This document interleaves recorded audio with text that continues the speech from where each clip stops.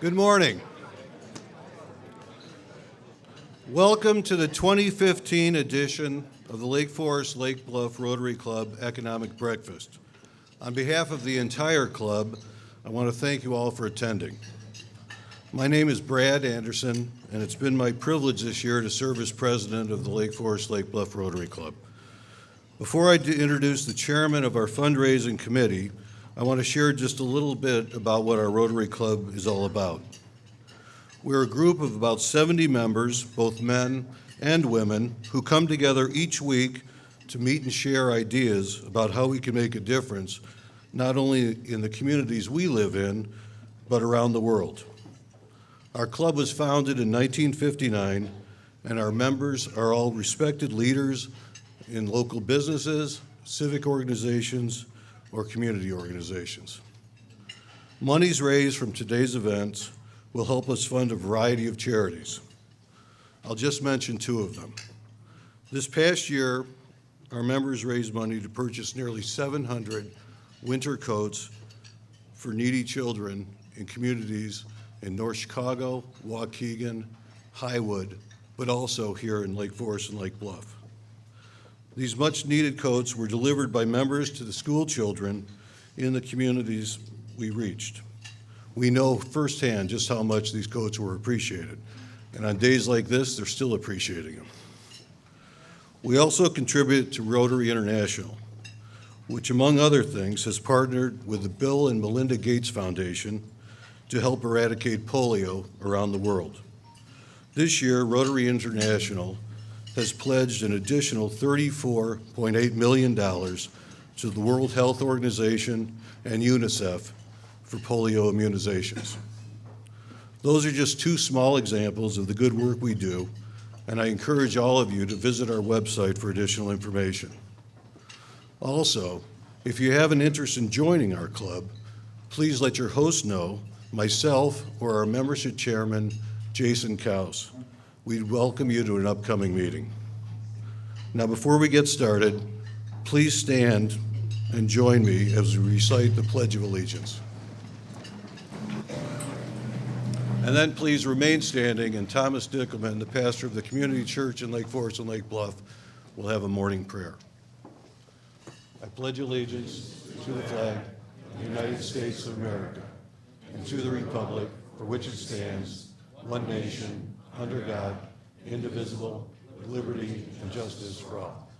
Dr. Dickelman. Let us pray.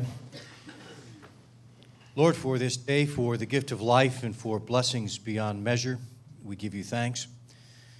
We're grateful for the privilege of answering the call to serve a world in need. May we forever be women and men who seek service above self. Lord, we humbly offer thanks for this meal. Amen. Amen. Please be seated.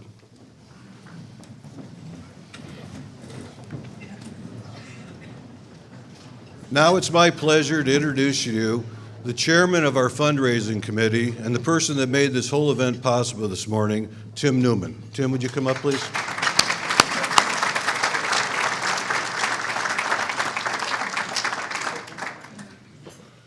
Thank you, President Brad. Good morning and welcome to the Rotary Club of Lake Forest, Lake Bluff's 16th Economic Breakfast. My name is Tim Newman, and I'm again privileged to be the event chair for this year's breakfast.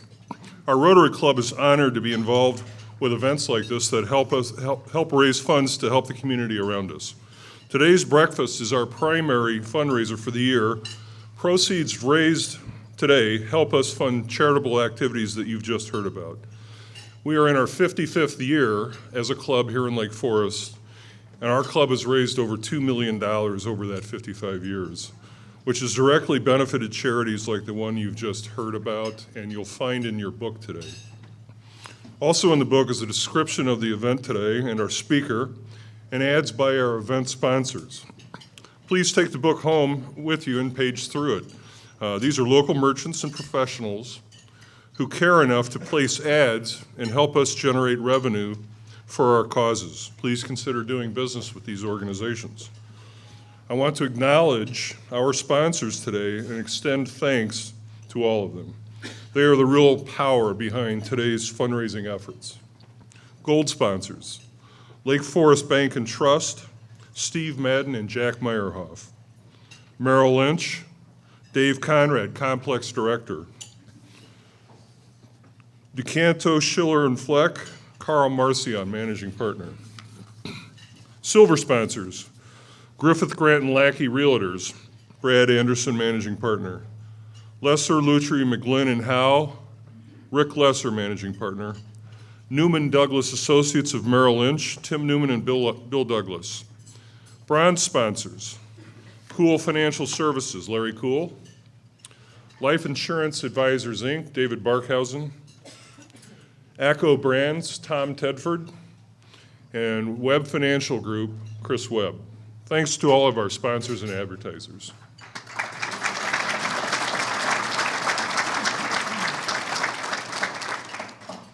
Okay, so I've done all the housekeeping. Now let's get to the program. Today's title is An Economic Update from Charles Evans. Ever since the Great Recession of 2008, when the financial world teetered on the brink of collapse, the Federal Reserve Bank, our nation's central bank, has undertaken unprecedented expansion of its balance sheet from around $800 billion to now over $4 trillion.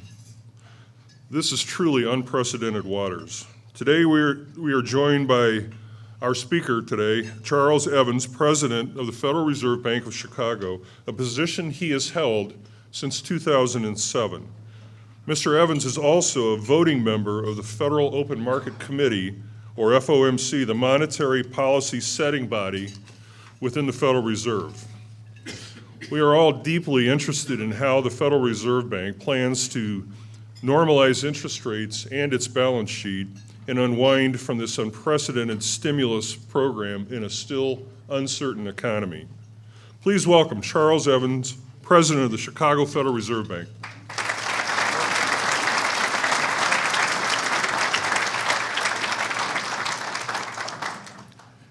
Thanks, Tim. Thanks very much for that nice introduction. It's a pleasure to be back here at the Lake Forest, Lake Bluff Rotary Club. The Rotary Club, as I just heard, brings together civic-minded people from all over the world, and it's a pleasure to interact with members of this vibrant community. In fact, when I was preparing my remarks here, and we spent a couple of weeks getting ready for something like this. So an economist on my staff recounted a story about how growing up, her father was a member of the Rotary Club in Clarksburg, West Virginia. And whenever they traveled, her father and they always made a point of attending Rotary Club meetings wherever they were, even around the world. And she said one time they traveled to Switzerland in the very early 1970s, and her father took off to attend a Rotary Club meeting while the rest of the family did some things. And when he came back afterwards, he brought a new friend who he had met up with at the Rotary Club, and it was Colonel Neil Armstrong. And this was in 1972. I mean, she was completely starstruck, she said. Occasions such as this provide me with valuable opportunities to interact with the community, to provide my views on the economy and monetary policy, but also to hear your questions, which are a form of feedback, which help ground me in thinking about what's best for the U.S. economy and everyone out there. So it's very helpful. Now, let me mention that all of my commentary reflects my own viewpoint and does not necessarily represent the views of my colleagues on the Federal Open Market Committee or within the Federal Reserve System. Today, I will first discuss recent economic developments and my outlook for the economy. I will then explain how that outlook and the risks around it shape my views about the appropriate timing and pace of eventual policy renormalization. In particular, I expect to see continued solid growth in real economic activity and substantial improvements in labor markets. The outlook for economic activity is probably on its best footing since the recovery began in 2009. However, inflation is too low relative to the FOMC's 2% objective. In fact, it's been too low for the past 6 years, and it's hard to see inflation heading up to our 2% target anytime soon. And this worries me quite a bit, and I'll spend a good deal of time trying to explain to you my concern. It's somewhat unusual given most of our historical understanding of the experience of inflation in the U.S., especially going back to the 60s and 70s. It's largely because of this outlook for inflation that I think the FOMC should refrain from raising the federal funds rate until conditions indicate much greater confidence in forecasts of inflation getting back to 2% within a year or two. And I see no compelling reason for us to be in a hurry to tighten financial conditions before we have that confidence. Okay, so for some time now, I've been advocating a goal-oriented approach to monetary policy. This is somewhat distinct from an instrument rule approach like that currently being advocated by Professor John Taylor from Stanford, based on analysis that he did going all the way back to 1993. That's his instrument rule policy. But the goal-oriented policy is much more closely related to a seminal piece of work by the same Professor John Taylor in 1979. The Federal Reserve Act mandates that monetary policy should work to foster financial conditions that promote both full employment and price stability.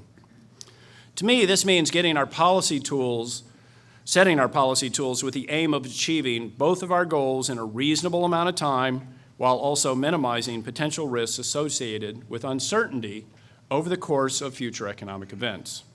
That's a tall order, but that's the stuff of central banking. Now, before I get to the specifics of how I think policy should be set in the current circumstances, let me first report on where the economy stands today with respect to our goals of full employment and price stability. Following years of false starts and tepid growth, economic growth these past 2 years has been quite good. Real gross domestic product, GDP, increased at an average rate of 2.75% over this 2-year time period, and growth was at a quite rapid 3.5% annualized pace in the second half of last year. Looking ahead, I'm expecting growth to average near 3%, a 3% pace for the next couple of years. As output growth has improved, so has the labor market. Average monthly payroll employment growth was about 265,000 per month over the last year. This is well above the average monthly gain of roughly 190,000 over the previous 2 years, so we've stepped up that employment rate. With 3% output growth, job gains should remain above this 200,000 mark for some time before gradually moving back down towards its longer run trend, which is much lower than 200 actually. At the same time, the unemployment rate has declined significantly. In each of the past 4 years, it has fallen by about 1 percentage point and now stands at 5.7%. It was pretty high before if it's fallen 1 percentage point each year, and we're now still at 5.7. This is terrific progress, but it remains higher than what a normal, sustainable unemployment rate should be. We should be doing better than that. Most FOMC participants' estimates for the longer-run normal rate of unemployment, which were made last December, fall in the range of 5.2% to 5.5%. My own estimate was at the bottom of this range, but based in part on the extensive analysis done by my research staff on compositional and demographic changes in the labor force, I now think that it might be something lower, like 5.0%. So in my mind, the degree of labor market slack may be somewhat larger than what many others infer when looking at the 5.7% unemployment rate. Some other labor market indicators support this assessment of slack. For example, the number of people who are employed part-time for economic reasons remains unusually high. These are people who would like a full-time job, but for various reasons, they can't get a full-time job. They're working part-time. If the economy were closer to full employment, these individuals would have more opportunities to find full-time jobs. Furthermore, wage growth has been much lower than one would expect if labor markets were really closer to normal. But even with these caveats, it's clear that the economy and labor markets have seen great improvement over the last 2 years, and monetary policy has been an important component for this progress. The Federal Reserve initially responded to the financial crisis and ensuing deep recession by providing accommodation in the usual way, by cutting short-term interest rates. But once rates hit their zero lower bound, we had to turn to other non-conventional tools to provide further accommodation, notably large-scale asset purchases and guidance regarding future movements in the federal funds rate, namely that we weren't going to increase the funds rate for, and then the conditions that go after that. One of our most notable and controversial responses followed our September 2012 meeting. At that time, the unemployment rate was over 8%, and forecasts showed the committee a strong risk that improvements in the labor market were about to stall. We were going to kind of flatline. That was the concern. It was clear that more accommodation was needed, but just how to provide that accommodation was unclear. Against this backdrop, the FOMC announced that the Fed would steadily purchase $85 billion of long-term Treasury securities and mortgage-backed securities each month until we saw substantial improvement in the outlook for the labor market. This open-ended program is often referred to as the third round of quantitative easing, or QE3. Within a year, more accommodative financial conditions helped to re-energize employment gains. Borrowing rates declined almost immediately, car sales rose, and consumer conditions improved. This recovery is all the more remarkable in that it occurred just when already strong headwinds, such as higher income tax rates and cuts in federal spending, gained in strength. Of course, to be completely fair and balanced, the economy was long overdue for just such an acceleration in growth and employment. So maybe the past couple of years have been a combination of good policy and good fortune. I don't think it was all luck, but it's good to be lucky when you've got a good policy in place. Now, regardless of whether it was good fortune or effective policy that propelled growth, our asset purchase program clearly demonstrated that the Federal Reserve is fully committed to undertaking goal-oriented monetary policy actions. The sheer size of our asset purchases certainly had some direct effect on lowering interest rates. But the efficacy of these policies was substantially enhanced by their open-ended, goal-oriented nature that confirmed our commitment to act until we saw the improvements in labor markets that we were looking for. And we achieved that. Now let me turn to inflation. Since 2012, the FOMC has set an explicit longer-run goal for inflation of 2%. This is as measured by the year-over-year rate of the change in the personal index for personal consumption expenditures, what we refer to as the PCE price index. Inflation has been running well below this rate for quite some time, averaging about 1.5% for the past 6 years. The average over 6 years. Currently, core PCE is 1.3% compared with a year ago. We're supposed to be at 2. It's at 1.3. Of course, there are other measures of inflation, such as the more well-known Consumer Price Index, CPI. Because of the CPI's construction, CPI inflation runs about 1/4 to 1/2 percentage point higher than the PCE on average. The basket's a little bit different. There are different weights of what people buy, and it's not out of pocket. CPI is out of pocket, whereas the PCE is total expenditure, say on health care, which is a better measure of what the economy and consumers really facing, I would say. So a 2% goal for PCE inflation equates to something higher and closer to 2.5% goal if you were to put that in terms of the CPI. By this measure, too, inflation is falling well short of our goal, as the CPI has averaged less than 2% since 2008. Inflation is simply too low. I know that it sounds unusual for a central banker to claim that inflation is too low.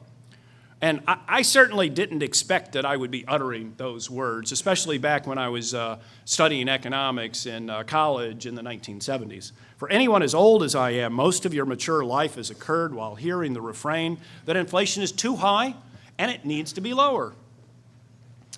My long-held views on inflation were forged in the 1970s and early 1980s. Inflation then rose to an alarmingly high 10% and seemed destined to remain there.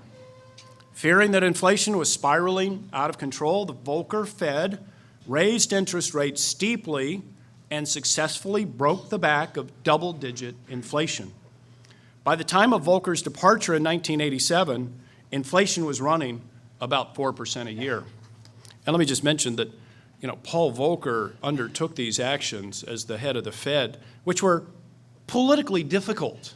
Anytime you raise interest rates that much and the economy starts falling off into a pretty steep recession at the time, that's a difficult choice that few politicians would make. You need a Fed that has some autonomy from political pressure, and the ability to do that and then be held accountable through his testimony, which he testified to Congress all the time during that time period. That's very important for effectiveness. The Greenspan Fed spent the next dozen or more years trying to bring inflation down to about 2%. That goal was achieved in the early 2000s, and the Fed has aimed to bring PCE inflation in at 2% for the last 10 or more years. First, this was informal, but later it was made an explicit goal. And actually, the last time I came here was in January of 2012, and in part, it was an attempt to sort of make the public more aware of the fact that the Fed was right on the verge of adopting this exact policy prescription that we would be targeting for 2% inflation. So I was very happy that you could make this venue available for me to make those comments then. Now, why is it important for the Federal Reserve to achieve its 2% inflation objective? What's the problem posed by too low inflation? I hear that all the time. Simply put, prolonged and significant deviations of actual inflation from what consumers and businesses are expecting when they make long-term investment decisions, this could impose significant costs on the economy. When things don't turn out the way you were expecting when you undertook those obligations, that has costs. For instance, interest rates on loans are set high enough to compensate lenders for expected inflation. From the lender's point of view, if actual inflation exceeds the level expected when they originated that loan payments remain fixed in nominal terms, but the purchasing power of those interest receipts is going to be less than lenders had expected. They'd like to redo that if they had a chance, but they couldn't. So that's a resource allocation that they think is in the wrong direction because of that. So unexpectedly high inflation hurts creditors. Now, on the flip side, when prices, and along with them wages and incomes, rise at a slower rate than anticipated, now it's borrowers' fixed monthly loan obligations that become more burdensome. And the longer inflation undershoots borrowers' expectations, the higher are these real costs. If they had it to do over again, they wouldn't have made those, they wouldn't have borrowed and they wouldn't have gone out and spent the money on goods and services, and so they'd like to take that back. Today, these costs have been accumulating for the past 6 years, that inflation has underrun the 2% rate that the Fed targets and that borrowers had relied on. To meet these higher real costs, borrowers will have to make cutbacks in other spending, reducing aggregate demand and ultimately weighing on economic activity. So these are important reasons why we need to achieve our 2% inflation objective, and it also explains why symmetry around our 2% goal is so important. Okay, now to reiterate, I'm concerned about the current low inflation environment and the outlook for inflation for the future. Current core inflation is about 1.3%, and my forecast has it rising to 2% only by the end of 2018. So I'm anticipating it to rise at a woefully gradual pace, and furthermore, there are downside risks to this projection. The dramatic decline in oil prices on net is a positive development for U.S. economic activity. Lower prices bolster the real spending capacity of consumers and businesses. The drop in oil prices also lowers consumer inflation, both directly through the effects on gasoline prices and indirectly as cost savings for businesses pass through to lower prices for consumer goods and services. That's going to happen if there's sufficient competition to drive those prices down with costs. Similarly, the appreciation of the dollar since last summer presents another disinflationary pressure through its influence on lowering input prices, which again will get passed along to the consumer when there's sufficient competition with others who are using different inputs. If lower energy and import prices resulted in just a one-time drop in consumer prices, then they wouldn't be an issue for monetary policymakers to worry about. But if the lower pricing gets embedded more persistently in underlying trends, it's problematic, especially if ultimately it lowers longer-run inflationary expectations of households and businesses. This could make it even harder to get inflation back up to our 2% target. I should note that low inflation is a global phenomenon. In part, this reflects slower growth globally and disinflationary pressures in most advanced economies, which also present some downside risks to the outlook for growth in the United States. Now, given this assessment, what's my outlook for monetary policy, and what do I think the most appropriate path for interest rates is? 4 times a year, my colleagues and I are asked to submit a forecast of real GDP growth, the unemployment rate, and inflation over the next 3 years. We meet 8 times a year. The other 4 times, we don't have to work as hard. We don't have to submit that. We work just as hard. We don't have to write down the numbers. Along with those projections, we provide our assumptions for the appropriate path for monetary policy that underlies our economic forecasts. In the latest projections made last December, 15 of the now 17 FOMC participants expected that it would be appropriate to raise rates sometime this year. While there is a fair amount of dispersion among the individual participants' projections, the median for the target federal funds rate at the end of this year is a bit above 1%, Moreover, the median for the target rate at the end of 2016 is slightly above 2%. We're about 0 now. In other words, according to the median path for the target Fed funds rate, as projected by FOMC participants, rate increases of about 1 percentage point, 100 basis points for this year, and next are to be expected. The FOMC meets 8 times a year, so the projected path would be consistent with a 25 basis point increase at every other FOMC meeting. That's embedded in the median response of the FOMC participants. Now, I should note that this is considerably slower and a more gradual pace of rate increases than those implemented in 2004 through 2006, the last time the Fed normalized policy following an extended period of very low interest rates. Indeed, financial market participants expect the pace of rate increases to be even slower than the FOMC participants do.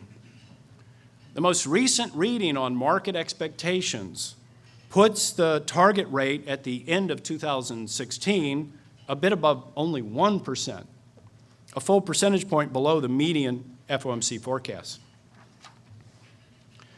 All right.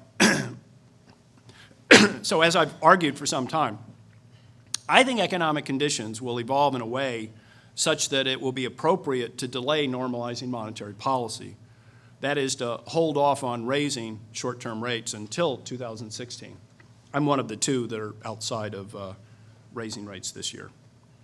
That's appropriate monetary policy given all of the other assumptions, the way that I see the economy going forward. Economic activity appears to be on a solid, sustainable growth path. However, inflation is low and is expected to remain low for some time. And I have serious concerns that inflation will run even lower than I expect. Accordingly, in my view, a prudent risk management and goal-oriented approach to monetary policy dictates that we continue to assess these low inflationary conditions for some time before generating more restrictive financial conditions in order to stave off what many think are rising inflationary pressures.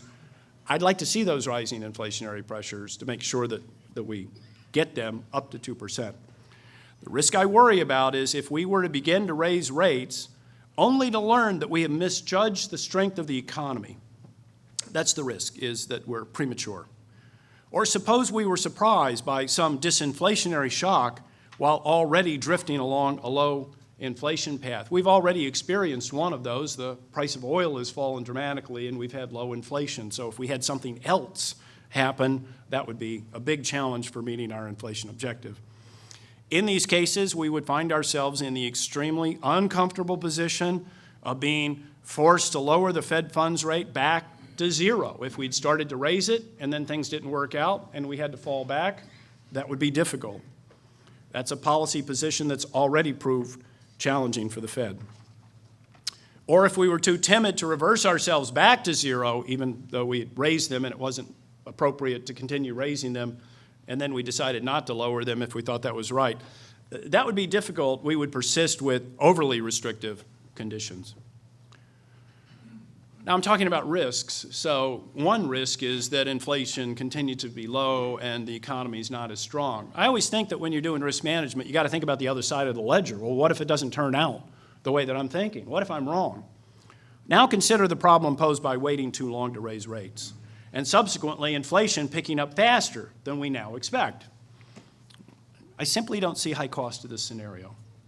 Given how far inflation is from our target, some greater than expected pickup inflation would actually be welcome.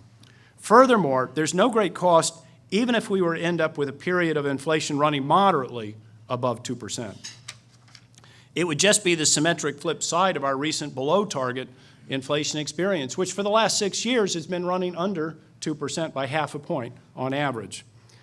And in the event the risk of overshooting our target by an uncomfortable margin did arise, suppose it's even higher than I'm saying, we would likely have ample time to address this problem with moderate increases in interest rates. And if there's one thing that we have learned how to do in the last many decades, it's how to raise interest rates in order to bring down inflation. Paul Volcker did that, Alan Greenspan did that, and that's how we achieved inflation going down. So we know that that tool is powerful against that, but when we're at zero and we can't go lower and we need to somehow provide more accommodation, we struggle with that. Of course, at some time it will become appropriate to increase the federal funds rate. So let me now talk about the conditions I would expect to see when policy normalization finally becomes appropriate. While I need to be confident enough that we will achieve our dual mandate goals within an acceptable period of time and that we are at low risk of regressing back to economic conditions that necessitate policy rates returning to their zero lower bound, there are several important indicators that will assure me that growth and inflation are on the right sustainable trajectory. First, it goes without saying, but I'll say it anyway, that we need to see continued improvements in labor markets and GDP growth. Even though we've made great strides, the economy has not yet returned to full employment, and we need to be confident that growth will not stall before getting there. Second, we should feel quite confident that inflation is going to start increasing so that it will reach our 2% goal on a sustainable basis within a reasonable amount of time. And I would say reasonable amount of time would actually be within a year or 2 years. I'm not at that point. My forecast assumes policy rates will only begin to rise sometime in the first half of 2016. That's quite delayed. I believe this delayed liftoff relative to what most of my colleagues on the FOMC are expecting in their summary of economic projections is a critical element in my approach to generating higher inflation. They must have a different view because they're able to generate higher inflation with higher interest rates. I don't see the economy performing that way at the moment. Even with this delay in raising short-term rates, my forecast is that we will not actually achieve 2% inflation until 2018. Earlier than that, say in 2017, or next year, would be a much more successful outcome. So what would make me more confident that inflation is headed higher? A simple signal will be if we start seeing a pickup in the year-over-year rate of change in the price index for core PCE. This price index strips out the volatile changes in food and energy prices. And as a matter of practical forecasting, core inflation today may be about the single best predictor of where total inflation will be a year from now. So I would like to see core PCE begin to rise above its current 1.3% rate and in a sustainable fashion, not just a couple of blips up and then stalling or coming back down. If it does that, if it rises in a sustainable fashion, then that's a clear sign that there are important factors.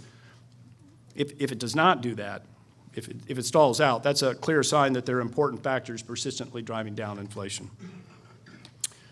I would also need to see stronger growth in wages and other forms of labor compensation. Wage growth has been very weak for quite some time, averaging only 2 to 2.5% per year for the past 5 years. Usually, productivity growth of 1 to 2% annually, combined with 2% inflation, would produce wage growth in the range of 3 to 4%. Wage and compensation growth closer to this range is an important sign that it's an important sign not just of diminished labor market slack, but also of cost increases more consistent with an economy running closer to a 2% inflation rate.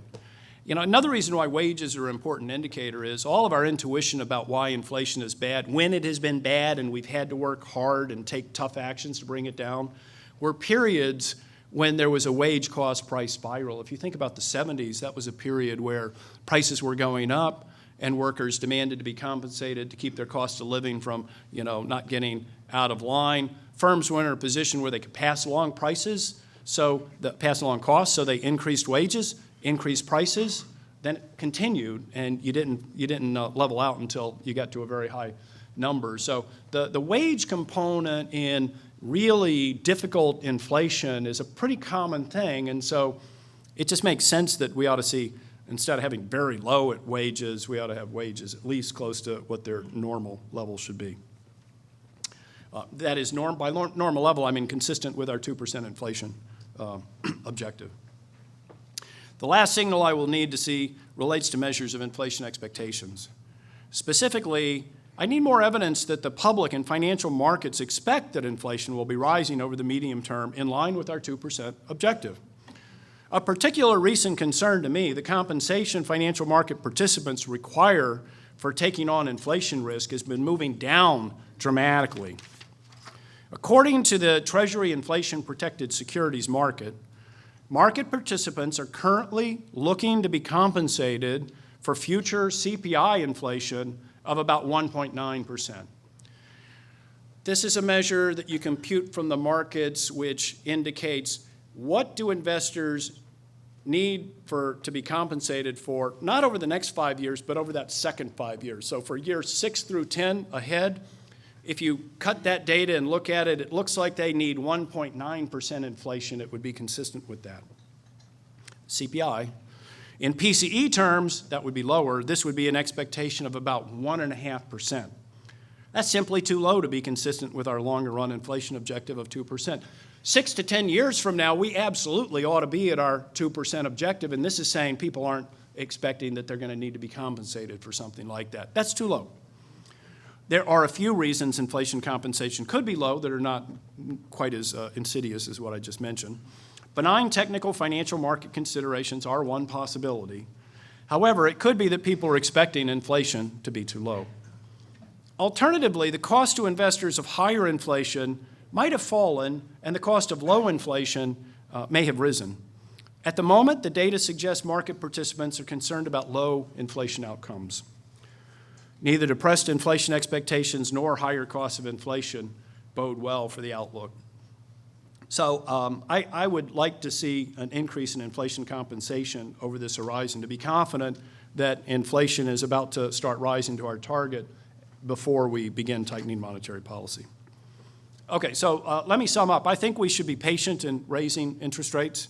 There's no prescribed timeline that must be adhered to and no preset script to follow other than that we should let economic conditions and risks to the outlook be our guides. Given uncomfortably low inflation and an uncertain global environment, there are few benefits and significant risks to increasing rates prematurely. Let's be confident that we will achieve both our dual mandate goals within a reasonable period of time before taking actions that could undermine the very progress we seek. Thanks very much.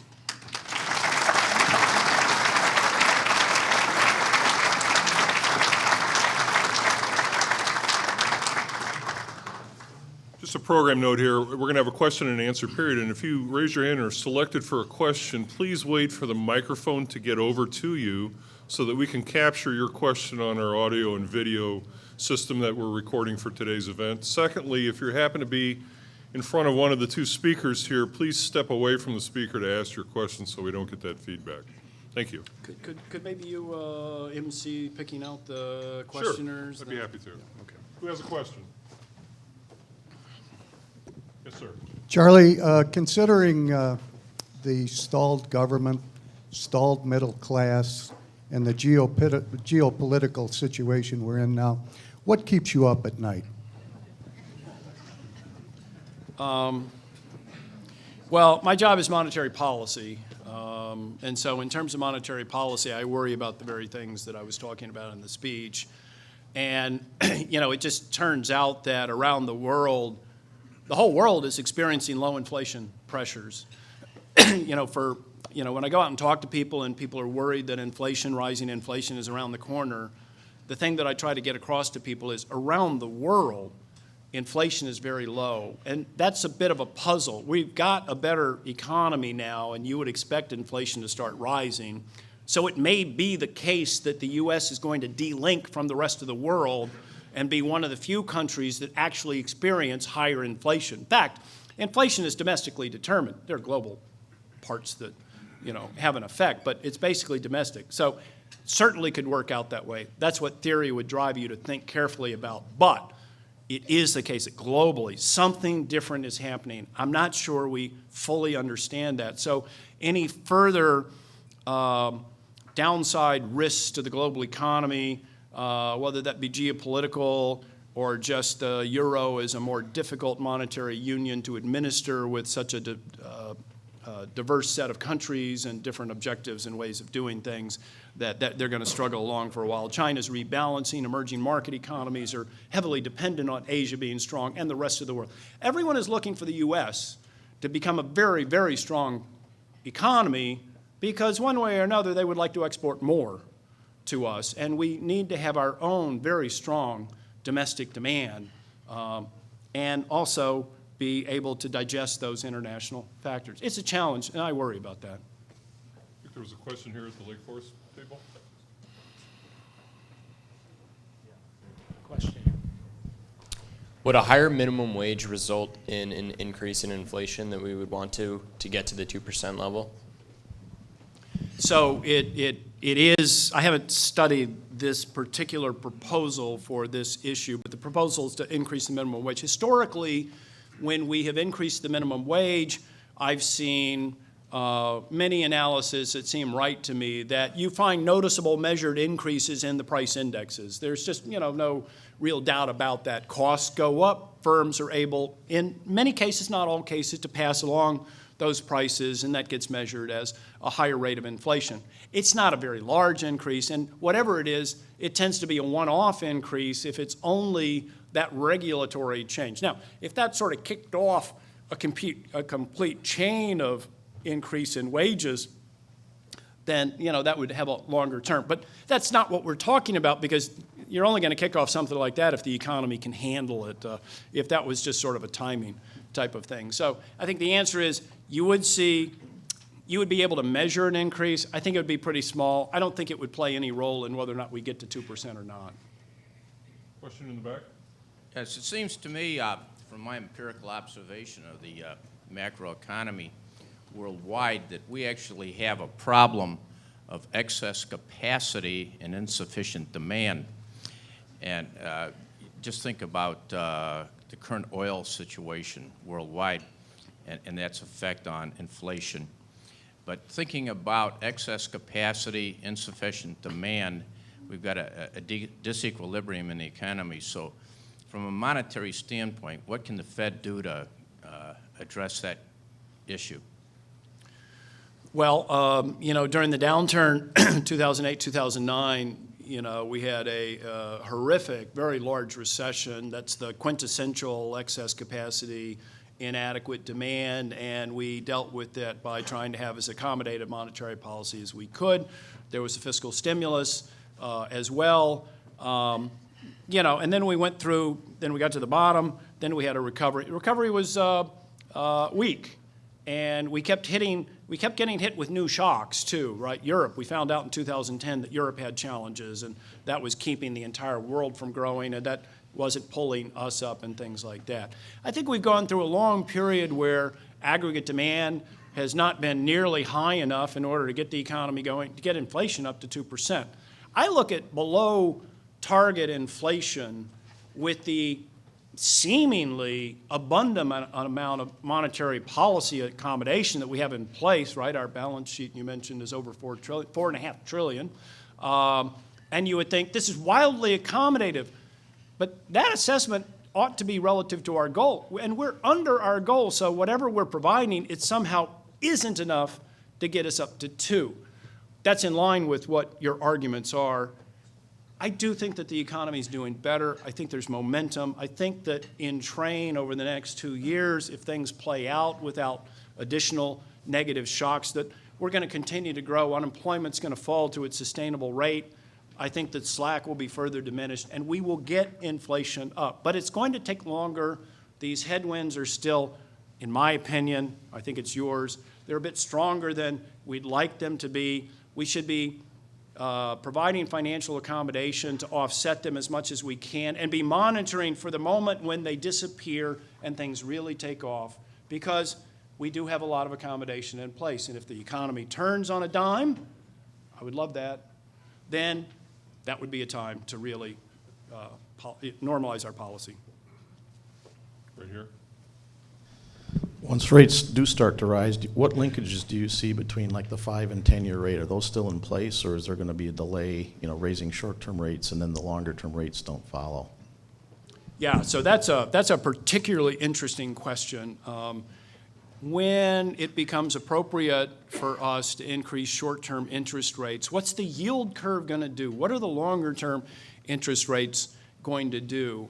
And I think a lot of people's prejudice from historical events comes from the 94 tightening. 94 tightening was a period of flat interest rate, 3%, but they were flat for quite a long time. And then all of a sudden the Fed started tightening. And one of my colleagues always said, and then there was a bloodbath in the bond market. That means long rates went up a lot. So one idea is, once we start tightening, aren't we worried that rates are going to go up a lot? That's an insightful episode that you need to think about. Now, we've come a long ways in terms of communicating how we're going to go about doing policy. Back in February 1st, 1994, that was the first explicit Fed statement that indicated that we raised interest rates on that day.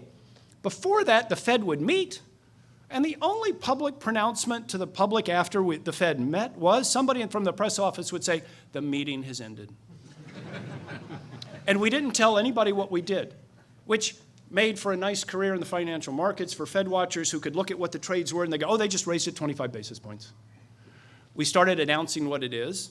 We started giving more indications. We improved our minutes. They're now much more timely, and they're much better. We have SEP projections. We tell people. We give more speeches and all that. We have so much more transparency. So by the time we got to 2004 and we started raising interest rates, we were talking more. And also the world was different. There we had the other side. We started raising rates and the 10-year rate didn't go up much. And Alan Greenspan a year later called it the conundrum. We're raising the short rates, but the yield curve's flat. I'd say it's an open question as to how it's going to play out, because we've seen these two different cases, and I think it's going to depend very much on the state of financial markets.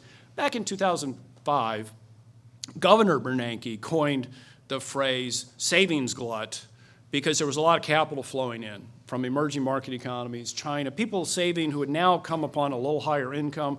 They wanted a store of value. Where could they do it? There's a dearth of high-quality assets in those economies. China, where do you save if you're Chinese? Houses.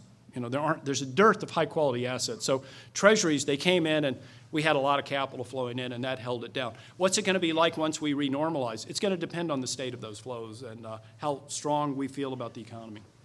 Chris. Yes. Dallas Fed President Fisher, outgoing Yes. President Fisher, Yes. has been staunchly It's very opposed. confusing now. We have Vice Chair Fisher as well. Stan Fisher and Richard Fisher. Well, he's not retiring too, is he? No, he's not. No, Okay. he's new to the job, absolutely. On his way out, he's staunchly against auditing the Fed. However, he is for structural reform of the Fed, and as part of that reform, he believes that we should take power away from the Fed decision from the New York Fed and distribute that power amongst the 12 reserve banks. Do you support such a decision, and why do you think, as outgoing member, he thinks that's such an important thing to change? Well, one thing about, all of us in the Fed is we have wide-ranging opinions, and we share them. Now, at the beginning of my speech, I did mention that these are my own views and not those of my colleagues, and I'm sure that President Fisher in Dallas made the same comment before he gave that speech. Those are his views. I do agree with him that the proposals I've seen that are labeled audit the Fed are misguided, that They don't properly take into account the fact that the Fed is audited an enormous amount. The GAO comes into Washington all the time and looks at our operations, how it's done. Our financial statements are audited. We have an external auditor, just like corporations. The reserve banks, we follow SOX guidelines. I just signed our letter the other day for controls, and so we have a lot of things. What we have been exempted from is having the GAO come in and audit what we talked about at the meeting, how we went about making that hard decision. I said earlier that Paul Volcker undertook unbelievably unpopular decisions back in 79 to 82. Interest rates went up to 18%. Housing market, real estate market was devastated by that. But it was absolutely necessary to get inflation down from double digits to something close. It was 4% that he got it down to. We need to be accountable. We need to answer all questions. Chairman Bernanke, Chair Yellen goes to Congress, takes on all the questions that congressmen want to ask, and I think they've done a very good job. I think we've got a transparent system in place. I think we have improved that dramatically over years. There's not another central bank that dominates us in terms of transparency. We all make slightly different choices about certain things, but I'm confident that we're, extremely high on the transparency level, and I think we're well served by that. So, in terms of some of the particular proposals that President Fisher made about New York, we've got 12 reserve banks. We all have thoughts about how the system works well, and we share those with each other. I'm pretty comfortable with our current Federal Reserve System. I think it's served us very well, the voting participation and all of that. I'm okay with that. I'm going to pull rank here and ask a question. Yes. You look at capacity utilization and a lot of things like that, but how much do you look at a depressed velocity of money and a depressed credit creation situation as headwinds for inflation?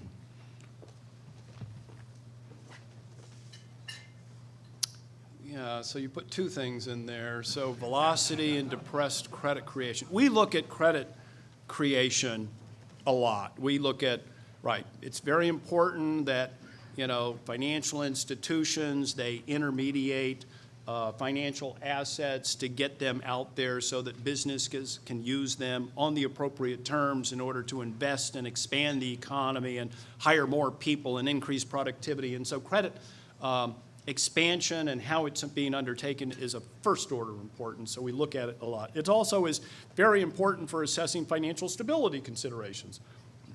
After the 2008 financial crisis, after the housing crisis, that we were absolutely slow to realize all of its implications, and then when when you're in a whirlwind, we all know that we don't want to go back to a situation like that, and so we're monitoring financial stability issues much more intensively than we did before, I would say. I think that's fair to say. We have reports 4 times a year, very detailed, that we looking at all kinds of markets and where leverage might be that's unhelpful as opposed to healthy leverage, right? That's the challenge. If you look at all these markets, you can see high asset prices and you can kind of go, gosh, I'm worried about that because somebody might lose money. But on the other hand, that might be exactly the right valuation because there's true value being created there, and that's important. We look at those things. Velocity per se, though, that's a different matter. That's sort of getting towards whether or not the broad monetary aggregates are useful as an indicator of future inflationary pressures and how the economy is doing. There's a long tradition that those aggregates may be informative. Over a long period of time, you can't grow the money stock without inflation following it up, but it's over a long period of time. And over a short period of time, velocity changes too much for it to be a very useful indicator. And so nobody, to my knowledge, is able to provide a good answer analysis of how to piece through the velocity data so that it helps me forecast inflation over the next year or 3 years. Michelle. With the application of technology across the economy, we have changes in the way labor is deployed and measured, and we also have changes in the way inflation, I think, may be occurring. I think technology may actually depress prices in many ways because we can choose to buy in a different way. How does that impact the Fed's view of what is normal? Has normal changed? Right, so that's an important consideration, and it's very difficult to get at. So what you're describing is a long-term secular change in relative price movements. There are some goods for which technology it converts certain types of products more towards a commodity type of product, right? The simplest way to think about it is something that's service, high customized, is going to have profit margins, price margins, and, finding out the prices. But if you can eat into that, technology takes away that competitive advantage, and it reduces pricing to the cost. It takes out the margin. And then if costs keep going down, well, for the goods those are going to be lower. Other goods, things haven't changed, and so you don't get that. That's why it's relative prices. But that still finds its way into the price indexes. Back in the 90s, we started to see inflation coming down. I said, Paul Volcker left in 87, inflation was 4%, and Greenspan Fed worked for 12 years to get it down to 2%. We didn't really have to work quite as hard as we thought we would. We thought that, you'd have to almost trigger a restrictive economic situation to get inflation down. But actually, productivity boomed. And some of the pricing pressures that you're talking about emerged. You might call it the Walmart phenomenon, where all of a sudden you had Walmart offering prices more at commodity prices to anybody who went there to buy them, whereas before that, you bought more things from mom and pop drugstores where there was a price margin. They offered, convenience and things like that, but that got whittled away. Technology does the same thing. So we have to be mindful that it's our job to get inflation to 2%. That's what a central bank does. And so if there are these factors which are depressing prices, that means we need to provide more accommodation in order to overcome that, keeping relative prices in place, but all prices rise at 2%. And then when it goes the other way, when all of a sudden there are bottlenecks and prices are going up, we have to pay attention to that and bring it down. So we do worry about it, but it's really hard to identify in real time. You kind of look back over 5 years and you go, oh, I see that. Dr. Evans, since your last discussion here, digital currency like Bitcoin has come about, and I was wondering what your thoughts were on digital currencies emerging like Bitcoin. So technology is going to introduce new products of all types, and store of value is potentially one of them, right? So Bitcoin is one example, and there are others. To be perfectly honest with you, I would say I don't understand all of the ins and outs of Bitcoin. I mean, it's very secretive, and it's associated with it could be associated with perfectly valid transactions and things like that, but it's often attached with certain nefarious activities, right? So if you want to keep your activities completely anonymous, and the shadow sector of the economy wants to do that, then Bitcoin would be an option. Although, apparently you can track people down in libraries and find out who created it, or, websites and things like that. So I'm not quite sure what the overall benefits are. I think that, the dollar is a pretty good, stable value. Oh, it moves around over time, but everybody wants to use the dollar at least to invoice their transactions. We're a vehicle currency for the world. Oh, it goes up, it goes down, but there's nobody who's replacing us at the moment. And if 5 or 10 years ago you thought the euro was going to make a serious run at us, well, maybe in time. Okay, so that's part of it. The other thing is there's potential tax avoidance that you can do with these types of anonymous things. Or just think about somebody in China. I said, in China, if you've somehow improved your wealth situation, hard work, and you've, learned, you have income and you want to save it, it's still a communist country, right? The government can swoop in and sort of abscond your funds, right? In America, we don't have that same risk. We might have different risks, but we don't have that particular risk.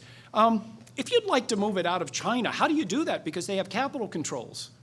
Bitcoin offers one opportunity where you can move it digitally around the world so that at some future date, they might be able to use that wealth from another country or something like that. When you engage in those transactions, you are swimming with people who have exactly that intention. Now, suppose that Bitcoin declines by 20% over a short period of time. You'd be horrified if you were using that for payments or your own store of value. But if you're facing a potential 100% tax on your wealth and you're risking a 20% reduction in value, that's a perfectly reasonable risk trade-off for some types of people. You have to understand who you're dealing with when you're engaging in those markets. It's a way in all financial markets, but very deep markets, you don't have those, and we have regulations in the U.S., and I think those are valuable. Back here. How do the upcoming political elections impact monetary policy and potential goals? Who's talking?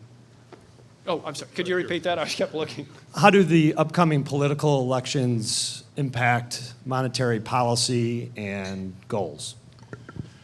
Well, I mean, the thing about the Fed is we're a nonpartisan institution. We have meetings, and I remember some Fed governors when somebody was appointed to a position and somebody said, geez, I worked with that guy for 10 years. I never knew if he was a Republican or a Democrat. We just never talked about things like that. That doesn't come up at our policy meetings. We try not to pay attention to elections, but we're looking at how the economy's going. One reason why it was probably a very controversial decision back in September of 2012 when we embarked upon open-ended QE3 was it was before a presidential election. Well, that's what we needed given the circumstances, and we'd been seeing this happen for a while, and we finally got to that point. So because of the political autonomy that we have, the autonomy, what we call Fed independence, when we are independent from political pressure, we can focus on the economy and not get stymied by the fact that, oh, you know, something's coming up, nobody can look at this for the next 6 months. We've seen institutions that have to deal with that, and they postpone making progress until another time period. That's extremely costly, and that's, you know, for what we need to do, you know, we need to be able to deal with the circumstances when they are ripe. Who else? One final question? In the back there. The bank regulatory environment is causing more and more traditional banking services to be provided outside of the banking structure. I'm kind of curious what the committee is thinking about in terms of, I'm talking about lending platforms, shadow banking businesses. How does that impact the effectiveness of monetary policy in as much as your policy is implemented through the banking system? Yeah, that's a good question. You know, we do pay attention to the structure of the banking system. Well, we pay attention for a number of reasons. One is that we're a supervisor of bank holding companies, and also under Dodd-Frank now we have more supervisory responsibilities for the systematically important financial institutions and our activities on FSOC. There's no doubt that Dodd-Frank scrutiny has increased the burden on financial institutions. I would say that much of that is right-sizing the circumstances after coming out of the financial downturn and recognizing the risks that we face, asking the largest institutions that are systemically important to hold more capital against future potential losses, I think is very important. As it's more capital intensive, then there's a natural incentive for those funds to flow outside of that system into the shadow system where it's not regulated, as you're mentioning. It's now the case that under Dodd-Frank, the Financial Stability Oversight Committee could look at these other financial activities, and if they deem them to be really potentially risky, systemically important, then they could apply more scrutiny to them. They've chosen not to do that, in part because of perhaps the circumstances of the markets themselves, but also because they've thought about doing that perhaps for market activities. There's a lot of scrutiny going on.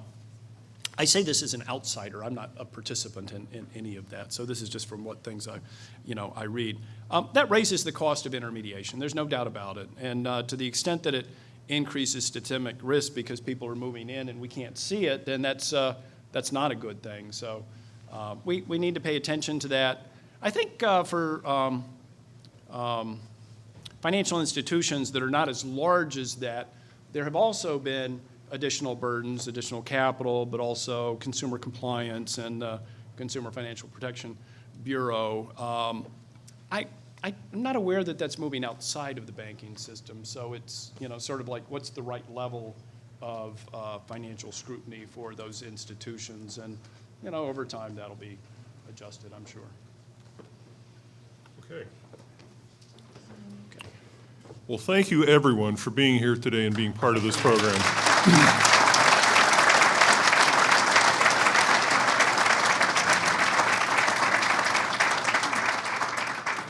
And in closing, let's please have a round of applause for President of the Federal Reserve, Charles Evans.